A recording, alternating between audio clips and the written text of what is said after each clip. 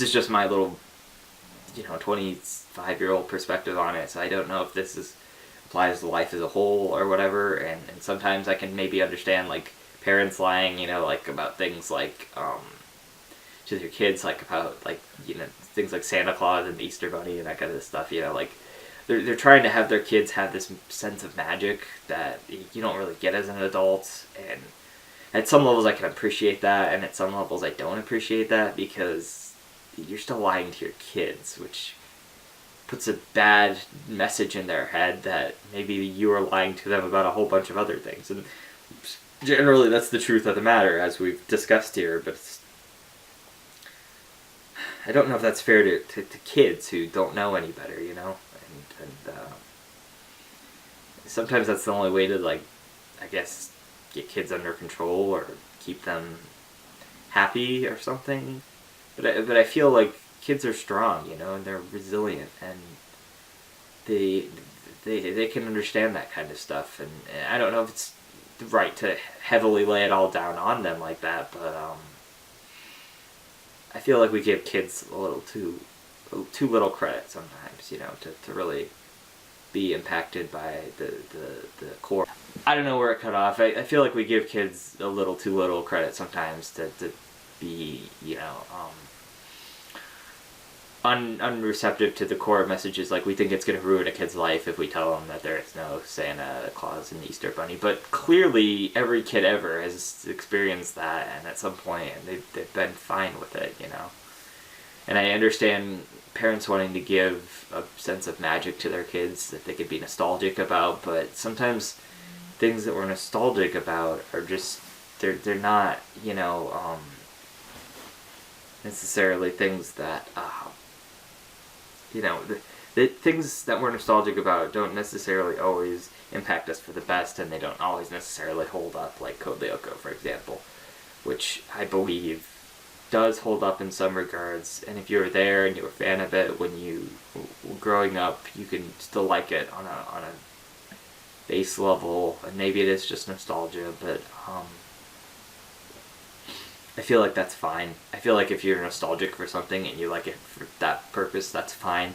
But also I feel like we have to learn when nostalgia is not the answer, when we have to be able to be complex enough as humans to take a step back and realize when nostalgia is just bullshit, and you're only like it because you remember playing it back in the day, and it's not actually good, which for the most part, this is what's complicated about nostalgia as a concept. I feel like for the most part, something that was never good to begin with, didn't have any redeemable merits, I never really liked. And even if I was the slightest bit nostalgic about it, I feel like, at least for me, I feel like a lot of people find that... You see, it's me having played old games and things like, seeing if they hold up and that kind of thing, and not always having nostalgia, but sometimes having nostalgia for old stuff like that. I've analyzed that more in my life than a lot of people who don't really sit down and think about this kind of stuff and are just passively nostalgic for things. But when I'm nostalgic, or when I feel something, I'm very strong and passionate about that emotion. I don't know if that's like a natural thing, but I definitely know that a lot of other people don't feel as strongly about things as I do a lot of the time. And that's fair, and that's how that person is, or maybe it's just how they were raised or something. But when I get emotional about things, I get very strongly emotional about things, and especially things like nostalgia, because to me it's a very powerful emotion, and a lot of times it just reinforces when something was really good. And I feel like I had a discernible eye back then to really tell when things were really good, where nostalgia ends. And I mean, I didn't have the discernible eye back then, but I have it now to see that, a game like Tomba, for instance. I don't know if I've brought this up yet, but Tomba is a game that means a lot to me. Obviously, it means the world to me. It's my favorite game of all time, but a lot of that has to do with nostalgia as well. It's not fully nostalgia. It's a really great game, I will argue, but I mean, I'm biased, I played it as a kid, I loved it as a kid, but is it still really good? I tend to think so. I still tend to think the gameplay holds up really well, and the emotions still hit me from the story beats and stuff. It's like a Hat in Time, honestly. I don't want to really spoil that, but the major beats of that game remind me a lot of Tomba, especially on the emotional levels, when they start to do emotional things in the, like in the ending or through the characters and stuff. It's very resonant and impactful, and it gets it to me, it gets to me. And Hat in Time is just some indie game that just came out, it came out last year, but, I just played it more recently, and if I can feel that with a Hat in Time and feel that nostalgia because of that not nostalgia, Hat in Time's not a nostalgia yet, but it harkens back to those things and those themes from games like Tomba, where it's cute and it's simple and but it's complicated all at once, and there's a lot going on behind the scenes that makes it really special, There's games out there that are really special, and Hat in Time is definitely one of them, and Tomba, to me, is definitely one of them. And maybe to other people it doesn't hold up quite as well, but I think that game is beautiful in that sense. Every time I go through it, I get emotional, especially in the ending. The ending, it always at least brings a tear to my eye, and that's something. It's resonant and impactful. It's like Persona 4. That always brings a tear to my eye too every time in there, and there's a lot of great things in that game too. And at this point now, having played it in 2015, Persona 5 is technically nostalgic, but I was essentially nostalgic for that game 10 minutes after playing it, so yeah. I don't know, with Persona 4 though, it was a little more, it was at a point in my life where that message really resonated with me, and it still resonates with me a lot. And I think with Tomba, it's just the experience of playing the game, the atmosphere and the music and the feel of everything, the adventure you've been on and stuff. When I play Banjo-Kazooie or something like that, when I get to the end, I really feel satisfied. I love Banjo-Kazooie. I have a fucking poster right here. But obviously, and I really love that game, and when you get to the end, you feel it, you're like, man, that was a really satisfying experience. But I don't cry when I get to the end of Banjo-Kazooie. It doesn't happen to me.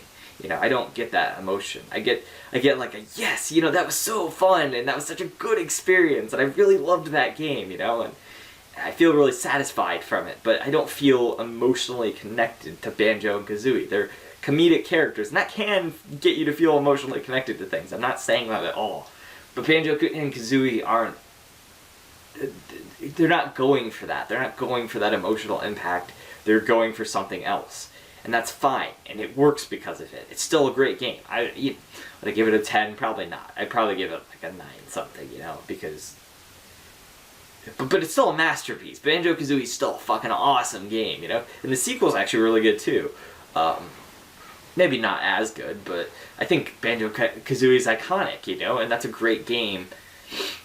And that's a game that I'm not necessarily nostalgic for. Now, I played it back in the day a little bit briefly, but that doesn't make me entirely nostalgic for it. It's a game that holds up that sense of nostalgia, that sense of being a child, that sense of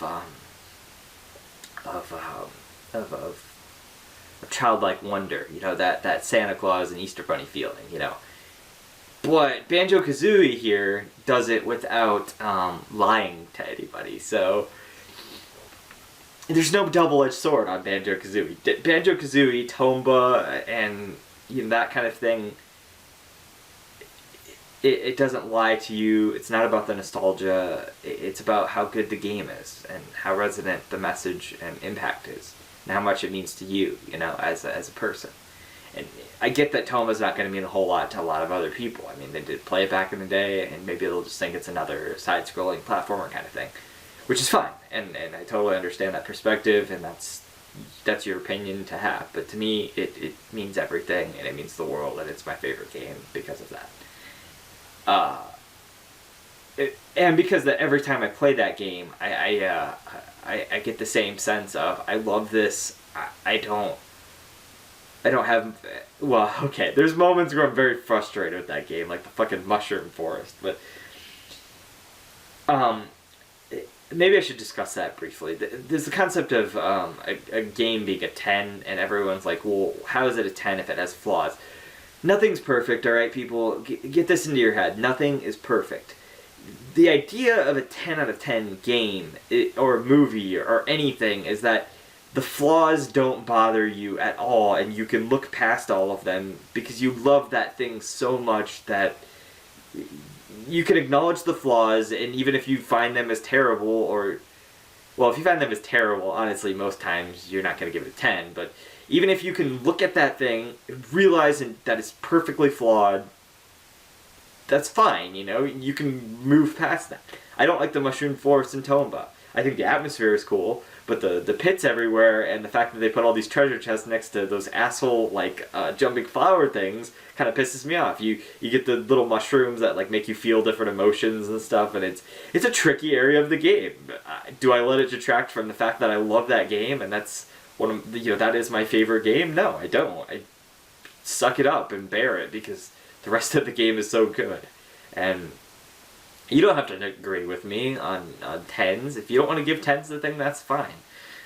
My friend Jameson won't give a 10 to any game that he's played, and that's okay so far. That's fine. And he feels like he hasn't played enough games to really give things 10s, even though he's played things like Life is Strange and Persona 4 Golden that he finds to be really good. If he doesn't want to give those things 10s, that's fine. That's his opinion. But my opinion is that if you give something a 10, you had an experience with it that the experience was a 10. The game might have been flawed, but overall, looking back on that experience, your experience with that thing, that medium, that piece of your life is very positive. It's entirely positive. That's what a 10 is. It made you feel things. It made you feel beyond it's like it lived up to the hype and surpassed the hype, and only some games can even do that. Like, Persona 4, I was fucking really, really hyped for, because everyone was telling me that it was this amazing Vita game, and it was one of the greatest games of all time, and I was like, how can this live up to the hype? But I'm happy to say that it fucking lived up to the hype, man. That game is so good. That's another game. Every time I play it, I love it, and I'm interested, and I have to finish it, and I just want to keep playing it, kind of thing, When I'm in there, that's something I want to play and just do, Another thing about living up to the hype is, and this ties a little bit into nostalgia, but the Metal Gear Solid series, now, my brother kind of introduced me to this series because he had the games back in the day. He had the first one, at least, while we were living together and whatnot. We were kids.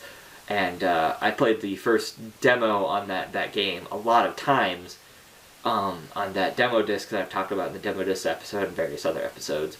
And that demo disc is actually really important to me because it introduced me to things like Tomba, and it introduced me to things like Einhander, actually, which I wouldn't put on the level of Tomba and Metal Gear Solid, but it introduced me to those two games, which mean more to me than a lot of things, because Tomba is my number one favorite game of all time, and Metal Gear Solid is my number 2 favorite game of all time, and Metal Gear Solid 4 is actually... It's nice Rachel we're having. What?